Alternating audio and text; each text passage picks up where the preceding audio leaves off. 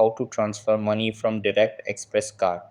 Hey guys, in this video, I am going to show you how you can transfer money from your Direct Express card. So make sure to watch this video till the end and let's get started. So the first thing that you want to do is log into your Direct Express account. Over here, you have several options to transfer money. 1. Swiping your card. At any shop that accepts debit MasterCard payments, you can swipe your Direct Express card to make purchases or transactions. This method is free of transaction fees. 2. Calling customer care. You can call the Direct Express customer service number at 1-888-741-1115 to transfer money to any US bank.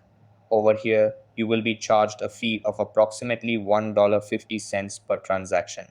3. Using an ATM. Visit an ATM to withdraw cash directly from your Direct Express card.